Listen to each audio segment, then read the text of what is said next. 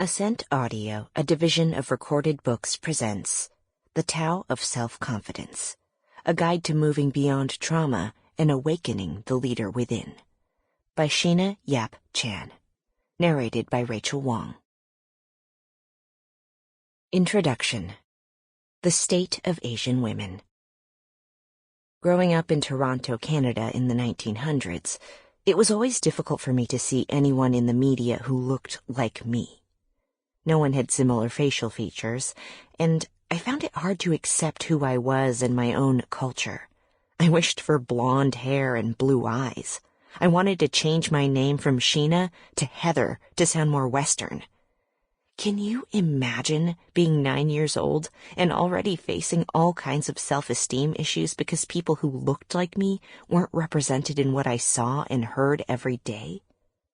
Over the years, I've worked on fully accepting myself and my heritage. In the process, I promised myself that I would always try to create a stronger representation for Asian women in order to dismantle the negative stereotypes that we still face today. I started a podcast in 2015 called The Tao of Self-Confidence, where I interviewed more than 700 Asian women on the topic of confidence. Although my podcast has reached over 1.2 million downloads and is among the top 0.5% most popular podcasts in the world, the visibility factor for Asian women was still non-existent almost everywhere else. In 2021, I co-created a book called Asian Women Who Boss Up, which highlights the stories of 18 Asian women who have been able to forge their own paths, overcome obstacles, and thrive. It was amazing to see 16 Asian women on the front cover of the book, something I've never seen before. Asian Women Who Boss Up started giving us the visibility we deserve, and Asian women were seen in a different light. For years, Asian women have been bossing up in their own industries, but no publication has highlighted their collective breakthroughs and insight until now. I always believe that if you want the representation you crave, it must start with you. If you're not out there trying to create the representation you want to see, you're unknowingly continuing the vicious cycle. A report from Catalyst.org on the representation of women in color in management and leadership roles in the United States in 2021 was particularly disappointing, although not surprising. Black women, 4.4%, Hispanic women, 4.3%, Asian women, 2.7%. When I saw the stats, I started to wonder why Asian women had the lowest representation in leadership roles. Something in me wanted to dig deep and figure out why this was happening. When I was presented with this opportunity to write this book, I felt a little hesitant. I had bouts of imposter syndrome, doubting I was even the right person to write it. Who was I to write a book based on the topic of leadership? But I realized if I gave in to my doubts and fears and didn't write this book, I would have been the biggest hypocrite in the world. So I went for it. I found a way to overcome my emotional blocks and made it happen. I feel grateful and honored to have this chance to write a book that not only helps Asian women, but all women in leadership. As women, we still face so many challenges in this arena. Many leadership books I see out there are basic how-to books or rigid manuals. Most of them don't talk about the reasons why women, particularly Asian women, don't advance in leadership. So I decided to create a book that really dove into the cultural and historical issues that affect a leadership career. That means exploring the things we have gone through, including what came before us, our heritage, the moment we were born into, and how that has affected us in our daily life.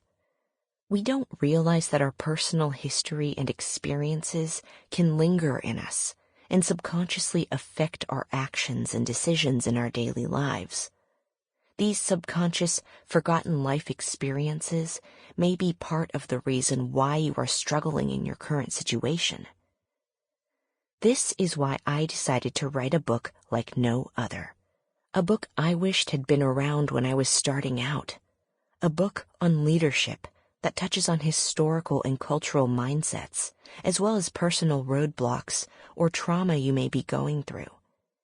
If you don't work on your mindset first, or figure out what kind of baggage you're carrying from the past, it's going to be an uphill battle to become the effective leader you were meant to be. This book will tackle the things that you don't normally talk about, the taboos in your culture, and how you were brought up. I will bring up things that your Asian parents will tell you not to talk about. I will take you on a journey that you have never experienced before. This book will tackle topics such as the model minority myth and how that has affected the Asian community for decades, the many issues that Asian women still face today, intergenerational trauma, how to unlock other forms of trauma, the journey to healing from your traumas, self-love and why it matters, the power of self-confidence, and the future of Asian women leadership. And while this book may seem like it's catering to a specific audience, these specific stories complete a narrative tapestry that helps all of us better understand each other. You can learn from this because there will be parts of my story that you can relate to. I'm sure you have different taboos in your culture or negative stereotypes that make you feel like less than a leader. I'm sure you've had to navigate issues with racism or sexism in your life simply by being a woman. It's important to share your specific stories. I've been rejected way too many times in my life because my story was too specific, or that it catered to a specific audience. But your specific story can help people from all walks of life in many ways. You can either relate to a story, learn something new, or see things from a different perspective. If you hear the same stories over and over, how would you learn and create positive changes? You can't keep doing the same things and expect a different result, which, by the way, is the very definition of insanity. Being specific is a good thing, and it's about time to learn about leadership from a different perspective, especially one that's often seen as invisible or not taken seriously in leadership roles. That perspective is from me, a woman of Asian descent. Stereotypes come up just from how I look. The media has often implied people who look like me were the cause of COVID-19, or that my only goal is to be a good housewife. Because of my Asian features, I face immediate judgment, and this judgment from stereotypes has fueled a rise of violence against Asian women like me, especially since the COVID-19 pandemic. The community has been in tears for the Atlanta shooting in 2021 that took the lives of 6 innocent Asian women, the death of Christina Yuna Lee, who was murdered in her own apartment, and many others. Having a leadership book from an Asian woman's perspective is more important than ever. Being on the receiving end of generations of misdirected hate and rage, voices like mine need to come out of the background and be heard. In the words of Lizzo, it's about damn time. 1. The model minority myth and how that affects us.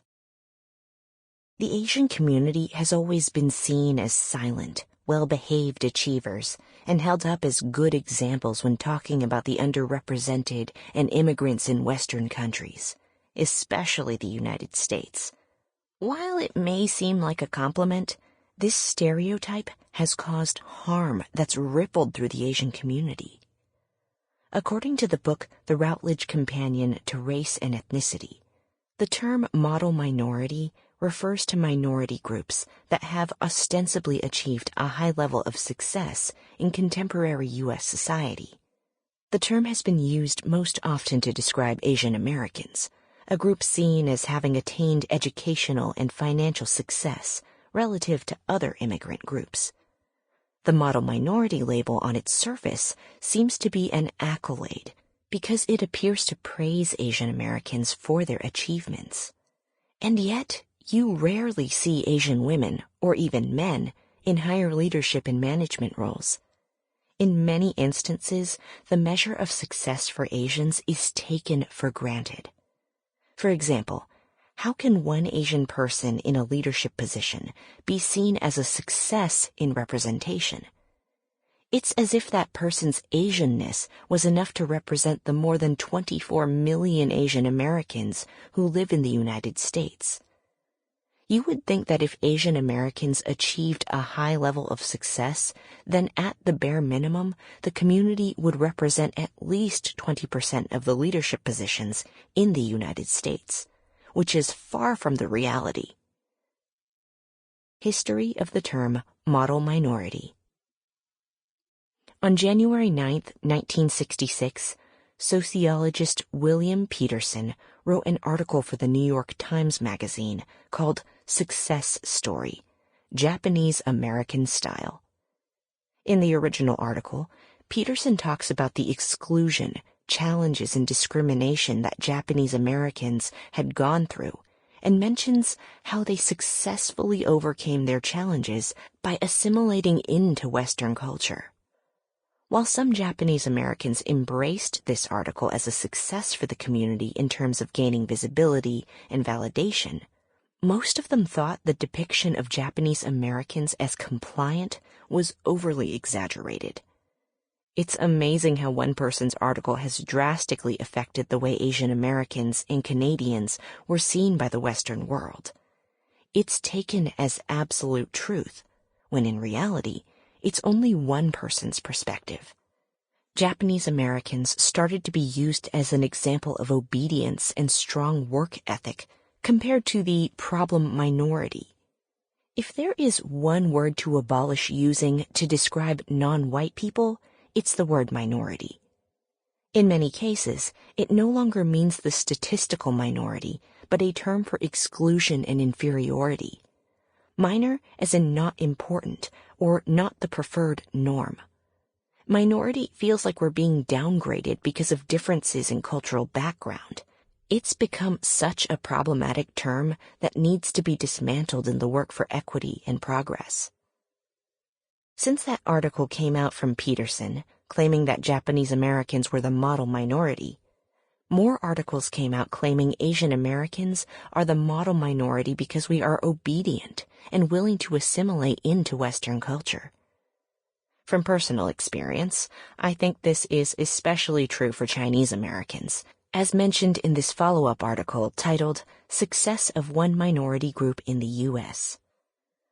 The article describes Chinese Americans as hardworking and self-sufficient people who don't need help from anyone else to achieve the American dream. It also mentions that even with low pay and long hours building the railroad tracks and faced with the Chinese Exclusion Act, Chinese Americans never complained about it. Chinese Americans were willing to take any job they could get in America. If they were a scholar in their home country and the only job they could get in America was being a waiter, then they were willing to take it. The message was that you could throw anything at Chinese Americans, and no matter how bad the situation, they would find a way to adapt. The danger of the myth. The Western world has always lumped the Asian community together as one race and one culture, in spite of the fact that Asian culture is a very diverse community with many different ethnicities. Even when I Googled the terms Asian culture facts, the top-ranked article that popped up was 10 interesting facts to help you understand Chinese culture, showing 2 white people in traditional Chinese clothing. It's 2022, and the world, according to Google, still thinks that all Asians come from China. Hopefully, by the time you are listening to this book, the algorithms have changed and will rank an article that has diverse representation when you search for Asian culture facts. This has become a huge problem, especially with the rise of anti-Asian hate crimes in the United States and Canada. When former U.S. President Donald Trump constantly called the COVID-19 virus the China virus, it became a call to violence, and every single Asian person inadvertently became a target of a hate crime. I remember reading articles of Asian elderly men and women, whether it was Chinese, Thai, Filipino, or Indian, being attacked. Each time, I couldn't help thinking that it could have been my mother, grandmother, or aunt who was attacked. Even people in the Latinx community were being attacked whenever they were mistaken for an Asian person. I remember reading an article about a 70-year-old Mexican woman who was brutally beaten up while riding the bus for that reason. In 2020, mainstream media started publishing and televising news of the COVID-19 virus, mentioning its origin in Wuhan, China, and sensationalizing speculations instead of focusing on facts. Whether I wanted to or not, I felt even more afraid for my safety every time I had to go out. One look at me, and it's an instant assumption that I was the cause of COVID-19. People might assume I was a bat eater, even though I have never eaten a bat, and I haven't eaten meat for more than 5 years. People might tell me to go back to China, even though I have never been to China and was born in the Philippines. I was constantly afraid my family might become a target of all the misplaced anger and hate over the pandemic. And when I reflect on it now, I realize this was the same fear and paranoia that our community has dealt with for being the scapegoat for the COVID-19 pandemic. It's difficult to be seen as a community of diverse backgrounds when physical appearance and stereotypes lump Asians as a monolith culture. But here's the truth. 49 sovereign countries make up Asia. As of 2022, more than 4.7 billion people live in Asia, which is considered the most populous continent in the world. Asia has more than 2,300 recognized languages. The model minority myth started the ball rolling on reducing Asians to 1 or 2 cultures. The mindset that how one or a few behave represents the whole culture has negatively affected generations of the Asian community, especially Asian women. An article from the Epoch Times talks about taking a closer look behind the rise of anti-Asian hate crimes. I was a contributor to that article, and I mentioned that the model minority myth was a big reason for this rise, especially for Asian women. I mentioned how the model minority myth dehumanizes Asian women, even today. Women are less likely to report a crime due to our upbringing. When something traumatic happens, we usually keep it to ourselves or ignore that it happened. Also, growing up in an Asian culture, we want to save face and never tarnish the family name, even when we know that traumatic experience wasn't our fault. We end up being the easy target. The perception that Asians are achievers, model citizens, and self-sufficient can hurt rather than help. As an Asian, if you're seen to ask for help from our peers or failed to live to a certain standard, you'd end up becoming a failure to our culture, according to the standards of the Western world. The pressure is high when you have to live by these unrealistic standards.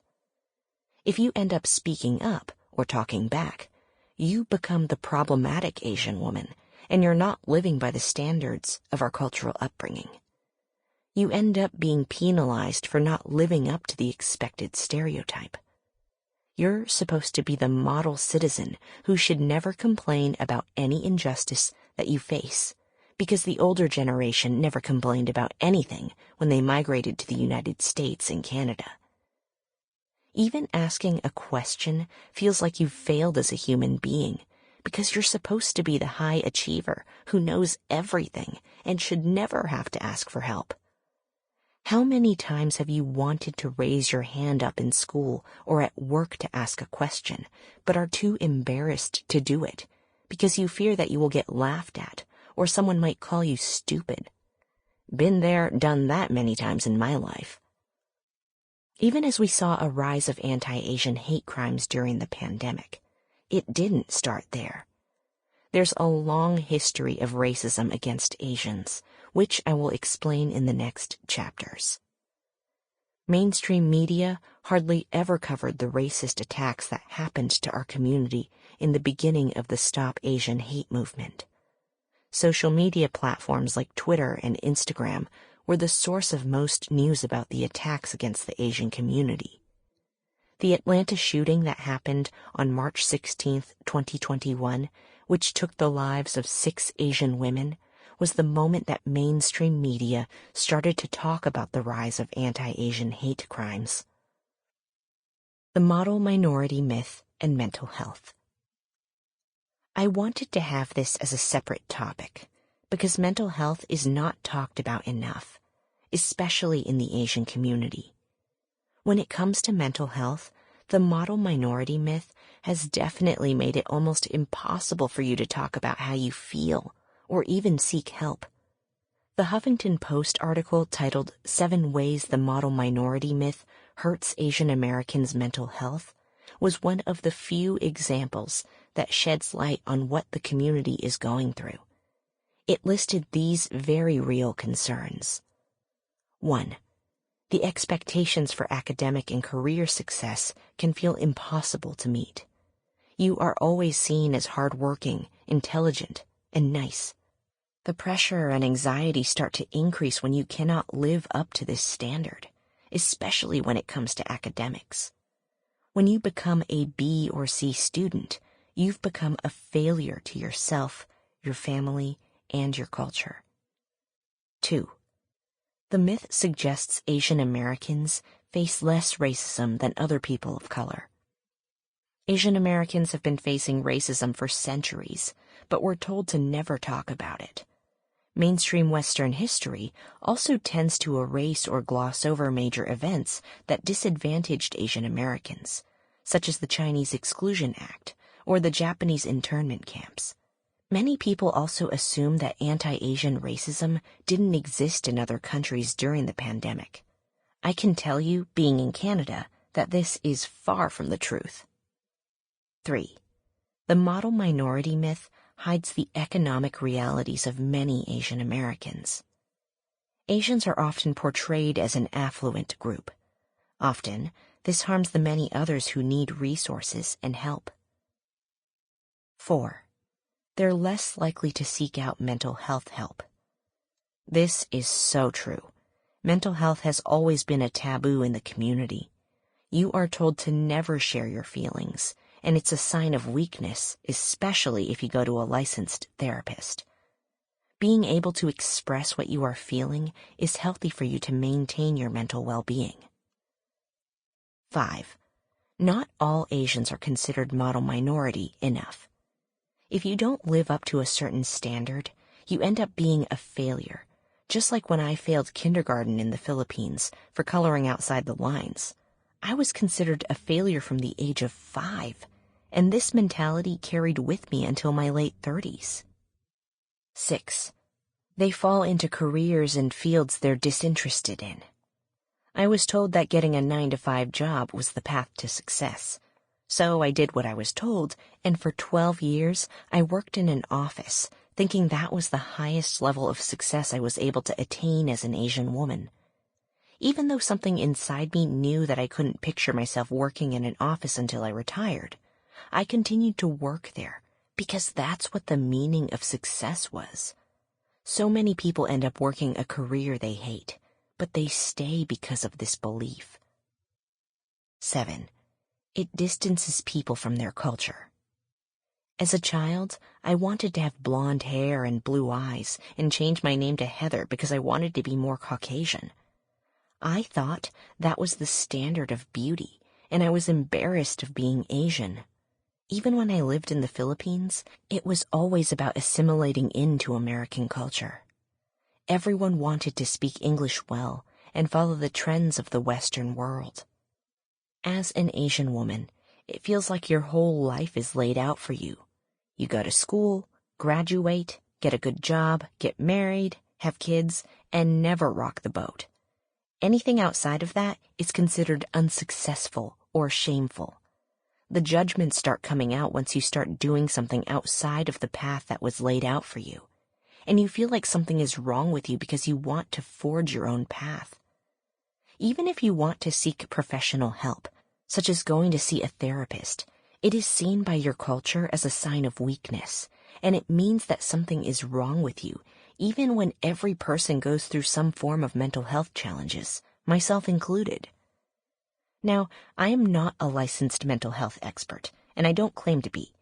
I am an advocate to normalize mental health because the taboos in the culture are hurting people, especially during the pandemic. When you had to deal with the lockdown and the anti-Asian racism at the same time, of course your mental health would be affected. It's okay to say you are not okay. I personally was not okay in the beginning of the lockdown. I honestly thought it was the end of the world when everything shut down. It felt like there was no reason to live, and I was too afraid to tell anyone that I was going through my own mental health challenges. It's never healthy to keep in your struggles and feelings. You are like a ticking time bomb that is ready to explode, and that's never a good thing. Interviewing more than 700 Asian women on my podcast, it was a breath of fresh air to hear that I wasn't the only one dealing with mental health issues. Knowing that they found different outlets to express their true feelings made me feel like I was not alone in my journey, and that we are all in this together. It's so important to have healthy ways to express what you are feeling, even if it means sharing your struggles, because it's a way of taking care of your mental well-being. I was fortunate that the right people came into my life during the pandemic when I was feeling at my worst. Without them, I wouldn't be here today sharing this with you. If you're going through something right now, have the courage to take care of your mental well-being. It's okay to seek out professional help, and there's no shame in that. If you're on the journey to healing yourself, you do what works for you. So many mental health resources are now available.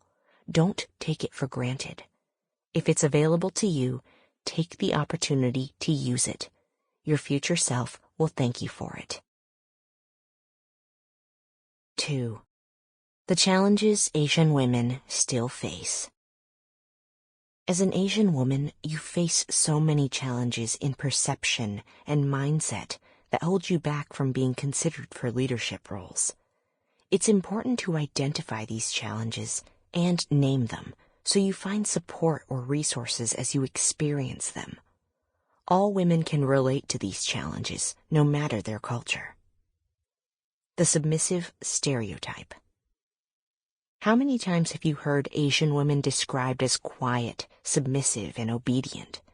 This negative stereotype hurts us as a whole because we are seen as an easy target to be bullied, attacked, and often not taken seriously.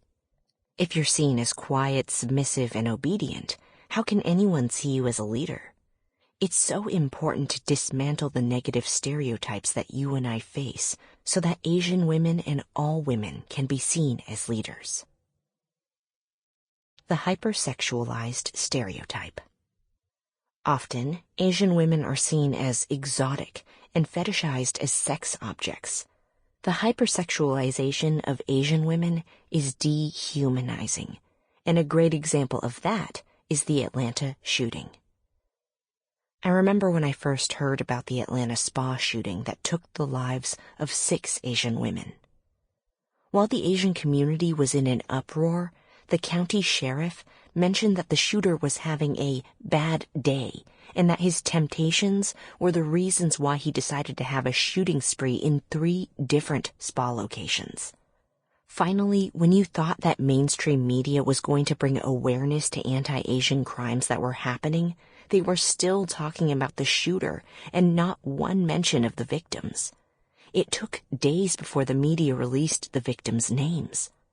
What's even worse was the fact that the victims of the Atlanta shooting were to blame for these senseless crimes because there were suspicions that they were sex workers, and that led the shooter to kill them.